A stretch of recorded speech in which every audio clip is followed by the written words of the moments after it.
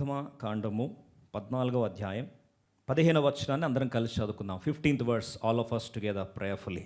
అంతలో యెహోవా మోషేతో, నీవేళ నాకు మొరపెట్టుచున్నావు, సాగిపోవుడి అని ఇశ్రాయేలుతో చెప్పుము. సాగిపోవుడి, ముందుకు వెళ్ళిపోతూనే ఉండాలి. ఒక ప్రాముఖ్యమైన అంశాన్ని పరిశుద్ధాత్మదేవుడు మనతో మాట్లాడాలి అని ఆశపడుతున్నాడు. సాగిపోతూ ముందుకు వెళ్ళిపోవాలి. మరి వారి పరిస్థితి ఏంటి? సాగిపోకుండా ఏది వారిని అడ్డుపడుతుంది?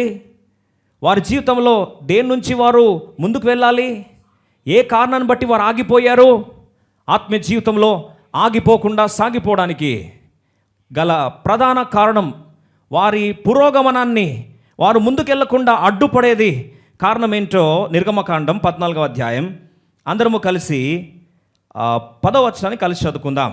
నిర్గమకాండం 14వ అధ్యాయం 10వ వచనాన్ని అందరం కలిసి చదువుకుందాం. 10th verse అందరం కలిసి చదువుకుందామండి. ఫరో సమీపించుచుండగా ఇశ్రాయేలులు కన్నులెత్తి ఐగుప్తీయులు తమ వెనుక వచ్చుట చూచి మిక్కిలి భయపడి యెహోవాకు మొరపెట్టిరి. వారు సాగిపోకుండా ఆగిపోవడానికి గల కారణం ఏంటి అంటే, ముందు ఎర్ర సముద్రం ఉంది, వెనుకల ఫరో సైన్యం తరుముతున్నారు. ఒక్కసారి ఆలోచిస్తే ముందుకు పోలేరు, అట్లని చెప్పి పారిపోలేరు. ఈ రెండిటి మధ్యలో వారు నలిగిపోతూ భయాందోళన వాతావరణంలో వాళ్ళు చితికిపోతూ, ఒక మాటలో చెప్పాలంటే వణికిపోతున్నారు. వారు ముందుకు పోలేక, వెనుకలు రాలేక, తప్పించుకోలేక వారి సమస్య ఏంటి అంటే భయపడిపోతున్నారు. మిక్కిలి భయపడిరి. ఈరోజు భయంలో నుండి విడుదల పొంది, హౌ టు ఓవర్కమ్ ఫియర్, భయాన్ని ఎలా జయించాలి? ఈరోజు భయాన్ని జయించాలి అంటే ఆత్మీయ జీవితంలో ఈ యొక్క భయాందోళన వాతావరణంలో నుండి మన జీవిత యాత్రలో ముందు కొన్నిసార్లు ఎర్ర సముద్రాలు, వెనుకల ఫరో సైన్యాలు ఈ తరుముతున్న ఈ పరిస్థితిలో ముందుకు పోలేక, వెనుకల తప్పించుకోలేక, మధ్యలో వణికిపోతున్న పరిస్థితిలో ఈ భయాన్ని ఎలా జయించాలి? దేవుడు అంటున్న మాట ఏంటంటే, మోషే ఏడుస్తున్నాడు. 10వ వచనం, అంతలో యెహోవా మోషేతో, నీవేళ నాకు మొరపెట్టుచున్నావు, ఇంకా ప్రార్థన చేస్తున్నావు చాలు. ఈరోజు మనకు ప్రార్థనలు చేస్తుంటాం కానీ ఆత్మీయ యాత్రలో ముందుకు సాగడం మాత్రం జరగట్లేదు.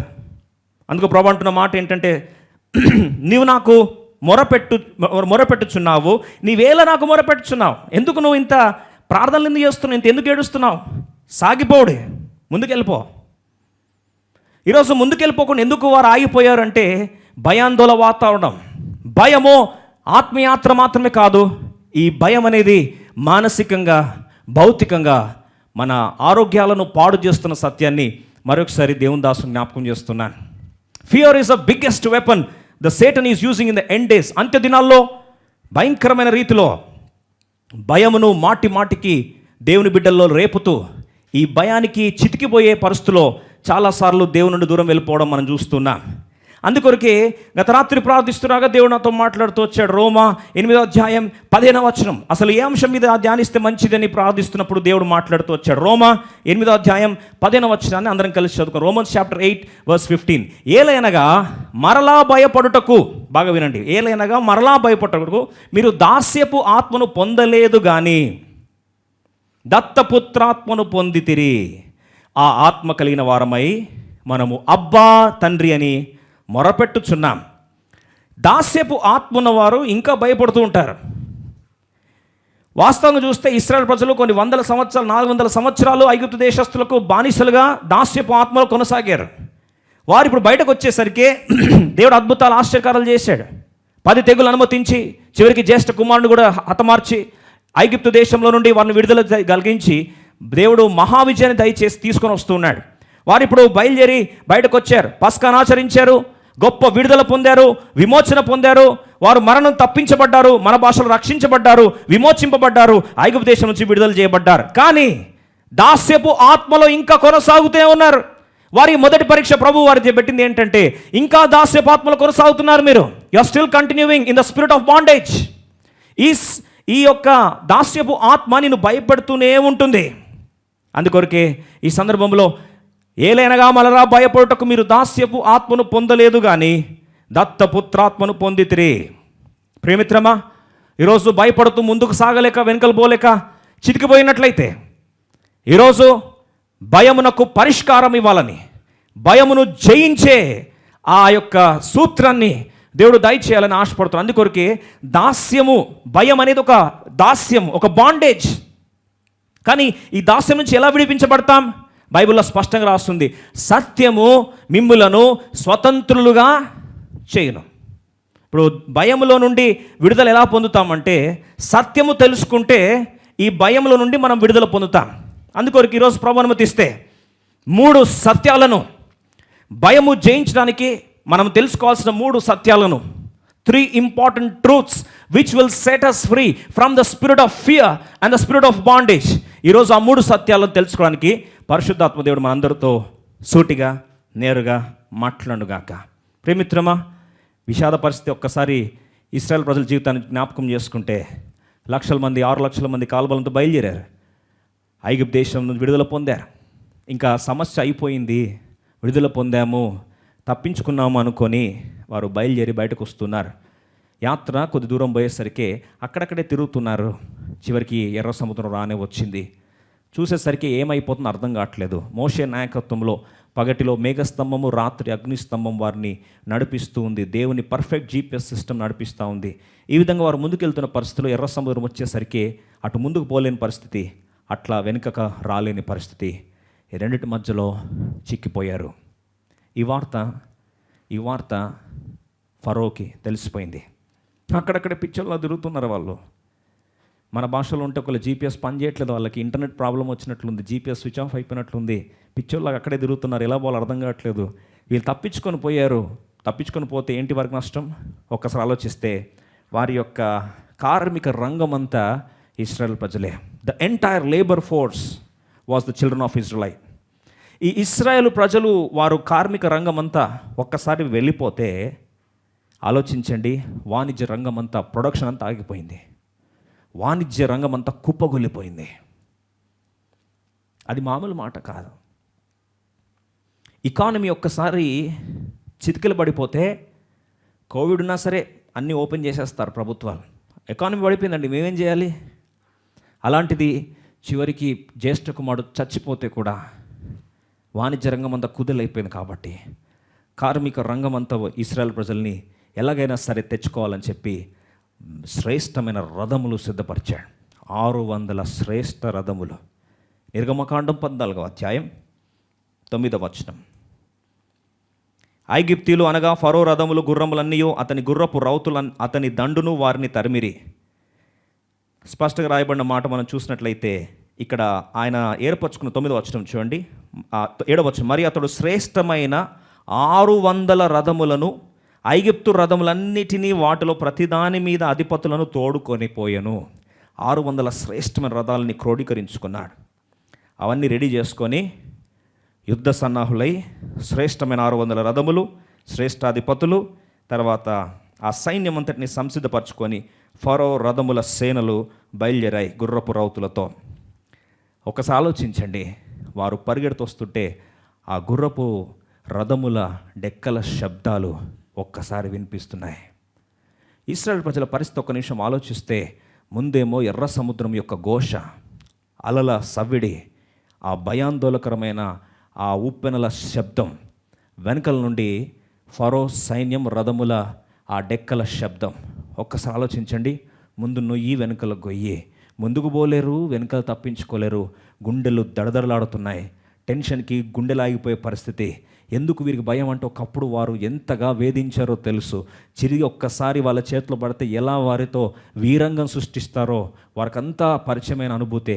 తట్టుకోలేని వాతావరణంలో వణికిపోతున్న ఆ ఇశ్రాయేలు ప్రజలు ఒక్కసారి ముందుకు పోలేరు, వెనుకలు పోలేరు. ఆ భయపు పరిస్థితిలో, భయాందోళన వాతావరణంలో ఈ భయం ఎంత తీవ్రమైంది ఒక నిమిషం ఆలోచించాల్సి మనం చూస్తున్నాం. ప్రేమిత్రమా, మనిషి భయపెడితే ఆ భయం ఎంత స్థాయికి వెళ్తుందంటే, అది మన మానసిక స్థితిని డిస్టర్బ్ చేయడమే కాదు, భౌతిక ఆరోగ్యాన్ని కూడా పాడు చేస్తుంది. ప్రస్తుత దినాల్లో కోవిడ్ వచ్చేసరికి మొదటిగా అందరూ భయం, ఇంకా అయిపోయిన ప్రాణాలు పోతాయి, ఇంకా అయిపోయినంత ప్రాణాలు అయిపోతాయి. ఆ భయానికే సగం కంగారు పడిపోయి రోగ నిరోధక శక్తి కూడా పడిపోతుందని శాస్త్రవేత్తలు జ్ఞాపకం చేస్తున్నారు. ఇలాంటి పరిస్థితుల్లో ఇశ్రాయేల్ ప్రజలు కూడా భయానికి టెన్షన్ అయిపోయి బానిసలకు అప్పగించేసుకున్నారు. ముందే యుద్ధం కూడా కాలేదు, ఇంకా దేవుని కార్యం కూడా ఇంకా చూడలే. ముందే భయపడిపోయి చేతులు ఎత్తేసి మేము బానిసలు వెళ్ళిపోతామని దేహాన్ని వాళ్ళే చేతులు ఎత్తేసారు. ప్రేమిత్రమా, ఈరోజు ఈ భయము నుండి దాస్యపు ఆత్మను దేవుడు మనకి ఇవ్వలేదు. పిరికితనం గల ఆత్మను దేవుడు మనకి ఇవ్వలేదు. మరి ధైర్యంగా ముందుకు వెళ్ళాలి అంటే 3 సత్యాలు మనం తెలుసుకుంటే సత్యం మనల్ని ఏం చేస్తుందండి? స్వతంత్రులుగా చేస్తుంది. మొదటి సత్యం చూసుకుందాం. భయపెట్టే పరిస్థితుల తీవ్రత. మొదటి సత్యాన్ని తెలుసుకుందాం. కొన్నిసార్లు దేవుడు మన జీవితంలో అనుమతించే పరిస్థితులు విషమిస్తున్నప్పుడు భయం పెరుగుతుంది. ఒకప్పుడు బాగానే ఉన్నారు కదా, ఇప్పుడు ఎర్ర సముద్రానికి వచ్చేసరికి భయం పెరిగింది కదా. కొన్నిసార్లు భయము పెరుగుతున్నప్పుడు ఆ భయం ఎందుకు పెరుగుతుంది అంటే పరిస్థితులు విషమిస్తే భయం వస్తుంది. అన్ని బాగున్నప్పుడు ఎవరు భయపడరు కదా. పరిస్థితి తీవ్రమైపోతే, తీవ్రత పెరిగే కొలది భయము పెరుగుతుంది. కానీ సత్యం చెప్పమంటారా? అందుకో ప్రభు అన్నాడు, సత్యము మిమ్ములను స్వతంత్రులుగా చేయును. ఎందుకు స్వతంత్రులుగా చేస్తుంది సత్యము అంటే బాగా తెలుసుకోండి. వాస్తవికంగా దేవుడు మన జీవితంలో తీవ్రత పెంచుతూ ఉంటే అది మనకు నష్టం జరగదండి. చూద్దామా కొన్ని సత్యాలు? వీరి జీవితంలో చూద్దాం. ఇశ్రాయేల్ ప్రజల జీవితంలో తీవ్రత పెరిగే కొలది, సఫరింగ్ పెరిగే కొలది, బాధ పెరిగే కొలది, ఒత్తిడి పెరిగే కొలది, సమస్య తీవ్రత పెరిగే కొలది వారు కష్టపడలేదు. వాస్తవంగా చూస్తే సమస్య పెరిగే కొలది వారు ఇంకా ఆశీర్వాదం పెరుగుతూనే పోతుంది. చాలాసార్లు ఈ సత్యాన్ని మర్చిపోతాం. We always feel with the increase of the severity, it's going to be disastrous for me. But let me tell you a truth. With the increase of intensity and the severity, the blessings are going to increase. సమస్య తీవ్రత ఎంత ముదిరిపోతే మన జీవితంలో ఆశీర్వాదము అంతగా సమృద్ధి అవుతుంది. మళ్ళొకసారి చెప్తాను. The tougher the situation, the bigger the blessing. సమస్య ఎంత ముదిరిపోతే, మళ్ళొకసారి చెప్తున్నాను, సమస్య ఎంత ముదిరిపోతే నువ్వు భయపడాల్సిన అవసరం లేదు.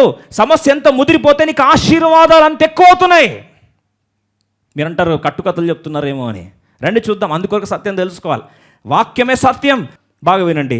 నిర్గమకాండం 1:12 ఆయనను ఐగుప్తీయులు వారిని శ్రమ పెట్టిన కొలది, చూడండి బాగా వినండి, శ్రమ తీవ్రత పెరిగే కొలది అక్కడ ఏమని రాస్తుంది?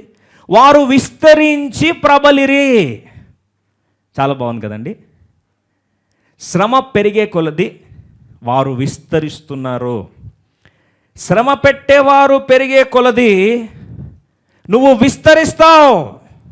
రెండోది, శ్రమ పెట్టే కొలది వారు ప్రబలిరి, బలపరచబడుతున్నారు. The tougher the situation, the multiplied your blessings are. The tougher the consequences, the mightier you are going to become. ఎంత కష్టం పెరిగితే అంత బలపరచబడతావు. ఎంత కష్టపెట్టేవారు ఎక్కువైతే అంతగా విస్తరిస్తావు. ఎంతగా ప్రజలు గోతులు తవ్వుతే అంతగా పైకి వెళ్తావు. అందుకో బంతిని తీసి కింద కొడితే ఏం చేస్తుందండి? ఎంత ఫోర్స్ కొడితే అంత పైకి లేస్తుంది. చాలామందికి తెలియదు. కొంతమంది ఏమనుకుంటారో తెలుసా అండి? బంతిని కొడితే పగిలిపోతుంది అనుకుంటారు. వాస్తవం చెప్పమంటారా? నిజమైన దేవుని బిడ్డకు బంతేసి కొడితే ఎంత కొడితే అంత పైకి లేస్తాడు. యోసేపు జీవితం తీసుకోండి. యోసేపు తీసుకెళ్ళి గుంతలో పడేస్తే గుంతలో ఉండిపోలేదు. వెన్నుపోటు పొడిచి బానిసగా అమ్మేస్తే బానిసగా ఉండిపోలేదు. నిందేసి నిర్భయ చట్టం కింద అరెస్ట్ చేసి రేపిస్ట్ అని చెప్పి తీసుకెళ్తే చెరసాల బతుకులైపోతే బంతిని ఎంత కిందేసి కొడితే అక్కడి నుంచి ప్రధానమంత్రిగా లేచాడు. ఇశ్రాయేల్ ప్రజల జీవితం రాసింది అదే. శ్రమ పెట్టే కొలది వారు విస్తరిస్తున్నారు. శ్రమ పెట్టే కొలది రెండవది ప్రబలుతున్నారు. ఈరోజు మళ్ళీ ఒకసారి దేవుని దాసుని చెప్తున్నాను. నిజమైన దేవుని బిడ్డవైతే ప్రజలు దేవుని జీవితంలో సమస్యను ఎంత ముదరగొడితే, ఎంతగా తీవ్రపరిచే, ప్రజలు ఎంతగా వ్యతిరేకిస్తే, ప్రజలు ఎంతగా వెన్నుపోటు పొడిస్తే, ప్రజలు ఎంతగా నీ వెనకల గోతులు తవ్వుతే అంతగా విస్తరిస్తావు. I repeat this words once again. The more the enemies to you, the more people backbite you, the more people witch hunt you, you are going to multiply more and more and you are going to be a blessing to millions. ఈరోజు అయ్యా 10 లెక్కలు ఉన్నాను, 100 లెక్కలు దేవుడు మారుస్తాడు. That is what is the blessing when you know the truth. సత్యం నన్ను స్వతంత్రంగా చేస్తుంది. రాని ఉరి బిగించాలి వారికి. ఫరో తన సేనలు రథములతో పాటు బయలుదేరిన వారికి శాశ్వతంగా జల సమాధి చేసి వారిని భూస్థాపితం చేయాలంటే వారు తరమాల్సిందే. రాని, లెట్ దెమ్ కమ్. ఉచ్చు బిగుస్తుందని తెలియదు వారికి, ఉచ్చు బిగుస్తుందని తెలియదు, మూర్ఖంగా వస్తున్నారు తెలియదు. Let them come and let them be trapped. You just keep praising God. నిలుచుండి ఊరుకుండి చూడు, దేవుని చేతికి అప్పగించు. ఇప్పుడు ఫరో తరుగుతున్నాడు. ఫరో శత్రువు అండి వీరి జీవితంలో. శత్రువుని చూసి భయపడిపోయారు. ఎందుకంటే శత్రువు చాలా తీవ్రమైన వాడు, శత్రువు చాలా కోపోద్రేకం గలవాడు. శత్రు రథములు 600 రథాలు ఉన్నాయి, వీళ్ళకి ఒక్క రథం లేదు, నడవడం కూడా చేత కాదు. ముందు సముద్రం, వెనకాల వాళ్ళు చదువు తరుగుతున్నారు. ఒక ముందుకు పోలేరు, వెనకలు పోయారు, పక్షవాయువు వచ్చినట్టు పడిపోయి ఉన్నారు. శత్రువు స్థాయి చూస్తే చాలా భయపడిపోతున్నారు. వాస్తవం కదా. రెండోది, శత్రువు ఎవరి చేతిలో ఉన్నాడు, అసలు శత్రువుని ఎవరు అనుమతించారో అని తెలుసుకోవాలి. అది తెలుసుకుంటే కంగారు పడం. ఇశ్రాయేల్ ప్రజలకి దేవుడు వాగ్దానం ఇచ్చి, రండి నేను విడిపించి వాగ్దాన దేశం తీసుకెళ్తానని సాక్షాత్తు వారిని పుట్టించిన సృష్టికర్తే మాట ఇచ్చాడు. మరి మాట ఇస్తే వీళ్ళు ఏం చేశారు? బయటకు వచ్చేసరికి ఫరో సేనలకు ఫరోకు భయపడుతున్నా. అసలు ఫరోని ఎవరు అనుమతించారు? రండి చూసుకుందాం. 5 ఉదాహరణలు మీ ముందు పరిచయం చేస్తాను. 5 వివిధ పరిస్థితుల్లో ఎవరెవరు చేతిలో ఉన్నారో ఒక్క మాటను మీ ముందు జ్ఞాపకం చేసి ముందుకు వెళ్ళాలని ఆశపడుతున్నాను. రండి మొదటి మాట చూసుకుందాం. రోమా 9వ అధ్యాయం 17వ వచనం. అసలు ఫరోని పుట్టించింది ఎవరు? ఫరోని ఎవరు పుట్టించారు? 17వ వచనం. మరియు లేఖనము ఫరోతో ఇలాగూ చెప్పినది ఏమనగా, నా బలము చూపుటకును నా నామం భూలోకమందంతట ప్రచురమగుటకును అందు నిమిత్తమే నిన్ను నియమించి తిని. ఫరో ఎందుకు పుట్టాడటండి? స్పష్టంగా రాస్తుంది. దేవుని బలము చూపడానికి ప్రపంచానికి. రెండవది, దేవుని నామం భూలోకం అంతటా ప్రచురం కావడానికి దేవుడు ఫరోను పుట్టించాడట. పాపం ఫరో అనుకున్నాడు, ఈ దేశ రాజుగా పుట్టాను నేను, నా పూర్వజన్మ సుకృతం, ఏదో పాపం కొట్టుకున్నాడు సంతోషంగా. దేవుడు అంటాడు, ఓయ్ ఫరో పిచ్చోడా, నిన్ను పుట్టించింది ఏం తెలుసా? నా బలం ప్రపంచాన్ని చూపించడానికి నువ్వు కావాలి నాకు, అందుకో పుట్టించిన. నువ్వు పుట్టిన పర్పసే నా బలం ఏదో చూపిస్తా, ఎంత గొప్ప దేవుణ్ణో నేను చూపించాలని ఆశపడుతున్నా అని దేవుడు ఫరోని పుట్టించాడట. కాబట్టి శ్రమ అనేది మనుషుల ద్వారా పుడుతుంది, కానీ ఆ మనుషుల్ని పుట్టించింది ఎవరండి? దేవుడు, సార్వభౌముడైన దేవుడు. మొదటి సత్యం. ఇప్పుడు దేవుడు అంటున్నాడు, ఫరోని కఠినపరిచింది కూడా ఎవరట? దేవుడే. ఫరో హృదయాన్ని మొండి చేసింది ఎవరండి? దేవుడే. ఇప్పుడు రెండో చూస్తాం. మొదటిదేమో దేవుడు. మొదటి మనుషుల్ని, కొన్నిసార్లు మనుషులు ఏదైనా మన జీవితంలో చేస్తే వారు అలా చేయడానికి అనుమతించేది ఎవరండి? దేవుడు. వారిని పుట్టించింది ఎవరు?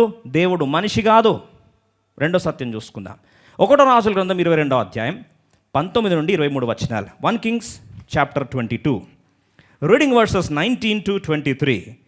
ప్రార్థన పూర్వకంగా ఈ సత్యాన్ని అందరం కలిసి చదువుకుందాం. 1 రాజులు 22వ అధ్యాయం 19 నుండి 23 వచనాలు కలిసి చదువుకుందాం. ఇప్పుడు ఆహాబుని హతమార్చడానికి కొరకు దేవుడు ఎవరిని వాడుకుంటున్నాడు చూడండి. మీకు ఇట్లా నేను యెహోవా సెలవిచ్చిన మాట ఆలకించుము. యెహోవా సింహాసనాసుడై ఉండగా పరలోక సైన్యం అంతయు ఆయన కుడి పార్శ్వమున ఎడపార్శ్వమునను నిలిచి ఉండటం నేను చూసి. దేవుడు కూర్చున్నాడు సింహాసనం మీద, పరలోక సైన్యం అంతా లెఫ్ట్ రైట్ అంతా కూర్చొని ఉన్నారండి. పెద్ద కాన్ఫరెన్స్ హాల్ లాగా పరలోకం అంతా, సైన్యం అంతా, ఒక మహాసైన్యం ఇటు, దేవుడు సెంటర్లో కూర్చున్నాడు. నెక్స్ట్ వచనం. ఆహాబు రామోతు గిల్యాదు మీద పోయి అక్కడ ఓడిపోవునట్లుగా ఎవడు అతనిని ప్రేరేపించును అని యెహోవా సెలవేగా దేవుడు అడుగుతున్నాడు. ఎవరిని పంపిస్తాం? ఎవరు ప్రేరేపించాలి అంటే అక్కడ రాయబడిన మాట, ఒకడు ఈ విధముగాను మరి ఒకడు ఆ విధముగాను యోచన చెప్పుచుంటే, ఒకడు ఈ సలహా ఇచ్చాడట, ఇంకోటి ఆ సలహా ఇచ్చాడు. అయితే 21 వచనం చూద్దాం. 21.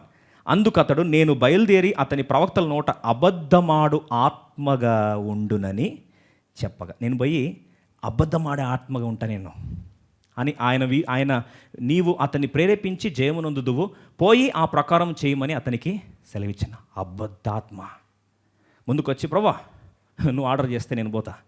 దేనికి? ప్రవక్తలందరి నోట్లో అబద్ధాలు చెప్పిస్తా. పో పని రామోతు గిల్యాదు ప్రాంతాన్ని పంపించి ఆడ చంపేదట్టు చేస్తా. 23 వచనం 22, 23. 1 రాజులు. యెహోవా నిన్ను గూర్చి కీడు యోచించి నీ ప్రవక్తల నోట అబద్ధమాడు ఆత్మను ఉంచి ఉన్నాడు. ఇప్పుడు అబద్ధమాడే ఆత్మను కూడా ఎవరు పంపించారండి?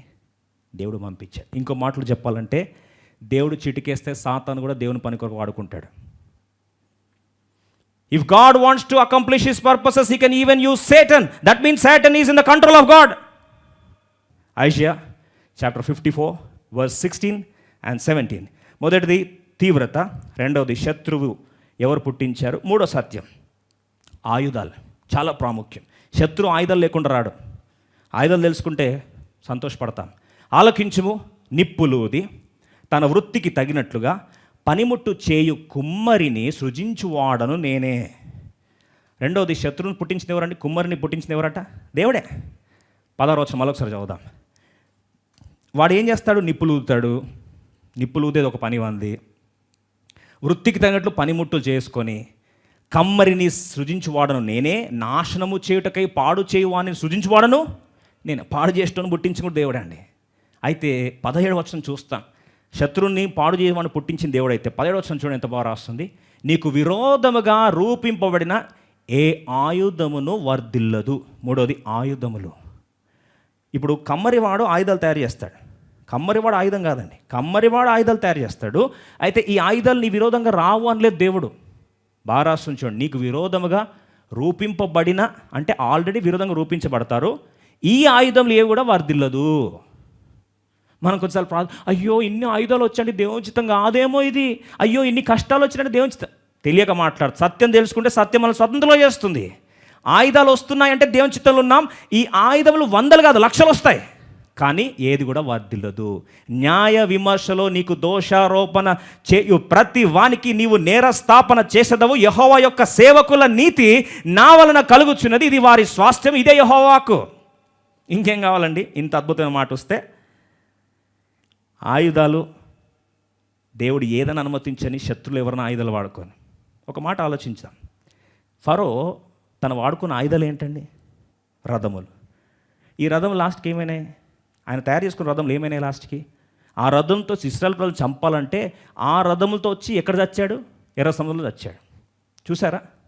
ఆయుధం విరోధంగా రూపించబడింది. 600 ఆయుధాలు రెడీ చేసుకొని, షైనింగ్ వేసి, పాలిష్ చేసుకొని, ఒక్కొక్కటి రెడీ చేసుకొని, మంచిగా దాని పెయింటింగ్ వేసుకొని, weapon 1, force 1, force 2, regiment 1, regiment 2 అని పాపం ఎన్ని కష్టాలు పడ్డారు. అన్నీ రెడీ చేసుకున్నారు. లాస్ట్కి వచ్చి సచ్చారు. దేంట్లో? ఎర్ర సముద్రంలో. రెండోది చూస్తాం. ఎర్ర సముద్రం ఒక ఆయుధం అనుకుంటే బైబిల్ ఎంత బాగా రాసింది చూడండి. 14వ అధ్యాయం, నిర్గమకాండం 14వ అధ్యాయం 28వ వచనం చదువుదాం అందరం కలిసి. 28. ఇప్పుడు ఈ ఆయుధం వారు రూపించుకున్న సముద్రంలో వీళ్ళని చంపేద్దాం అనుకుంటే చూడండి, నీళ్లు తిరిగి వచ్చి ఆ రథములను రౌతులను వారి వెనుక సముద్రంలోనికి వచ్చిన ఫరో యొక్క సర్వసేనను కప్పివేశాను. ఇప్పుడు ఎర్ర సముద్రము ఒక ఆయుధముగా భావిస్తే ఫరో సైన్యం అంతా ఏం చేసిందని కప్పివేసింది. వారిలో ఒక్కడైనను మిగిలి ఉండలేదు. ఆ ఆయుధాలు ఎర్ర సముద్రం అని ఒకరు అనుకుంటే ఇశ్రాయేల్ సైన్యము, ఈ యొక్క ఐగుప్తు సైన్యం అంతా, ఫరో రథములంతా కూడా జలసమాధి అయిపోయాయి. మరి ఇప్పుడు అదే ఎర్ర సముద్రము ఇశ్రాయేల్ ప్రజలకు ఏమైంది? 29వ వచనం 29. అయితే ఇశ్రాయేలీలు ఆరిన నేలను, సముద్రపు మధ్యనున్న ఆ నీళ్లు వారి కుడి ఎడమ ప్రక్కల గోడల వలె ఉండెను. ఇదే సముద్రం వాళ్ళకి గోడలుగా భద్రపరిచింది. అదే సముద్రం అనే ఆయుధం ఐగుప్తు దేశస్తులకు, ఫరో సేనలకు జల సమాధిగా, శాశ్వత జల సమాధిగా మారింది. Same weapon, different purpose. మూడో సత్యం చూస్తామా? హామాను సిద్ధపరచుకుంటాడంటండి. దేన్ని? ఉరికంబాన్ని సిద్ధపరిచి మొర్దెకైని ఉరిదీయాలని చెప్పి పాపం ఈ కుట్ర ఆ కుట్ర ఎన్ని రెడీ చేసుకున్నాడు. ఏమైంది? ఎస్తేర్ గ్రంథం 7వ అధ్యాయం 10వ వచనం. Esther chapter 7 verse 10, 7-10. కాగా హామాను మొర్దెకైకి సిద్ధము చేసిన ఉరి కొయ్య మీద వారు అతనినే, ఆ మాట గమనించండి, అతన్ని తీసుకెళ్ళి ఏం చేశారంట? ఉరి వేసి చంపి పడేశారు. ఏది రెడీ చేసుకున్నాడో అదే ఆయనకి ఉరికమ్మగా మారింది. ప్రియమిత్రం, మళ్ళీ ఒకసారి చెప్తున్నా, నీకు విరోధంగా ఆయుధాలు రూపించబడితే సంతోషించు. వారు తయారు చేసుకున్న ఆయుధాలు వారికే ఉరికంబం అవుతాయి. ఇది వాక్సత్యం. ఎన్ని ఉదాహరణలు చెప్పమంటారు? పౌలు జీవితం తీసుకుందాం. రెడీ చేసుకున్నాడు, ఈటని రెడీ చేసుకుని దొరికితే ఈసిరి చంపుదామని, ఖడ్గం రెడీ చేసుకున్నాడు, దొరికితే చంపుదామని. ఎవరిని? దావీదుని, అభిషేకించబడ్డవాడిని. లాస్ట్కి ఏమైంది? అదే ఖడ్గం తీసుకొని అభిషేకాన్ని అగౌరవపరిచిన యొక్క సౌలు తల తెగ నరుక్కొని చివరికి బజారు పాలై అభిషేకించబడిన తల చివరికి వీధిలో ఆటబొమ్మగా, అంగడి వస్తువుగా మార్చబడింది. దేనికి వాడుకున్నాడు ఆయుధం? చివరికి తన తల తెగ నరుక్కోవడానికి వాడుకున్నాడు. This is what is the truth, and truth remains to be truth. Absolutely truth will win ultimately.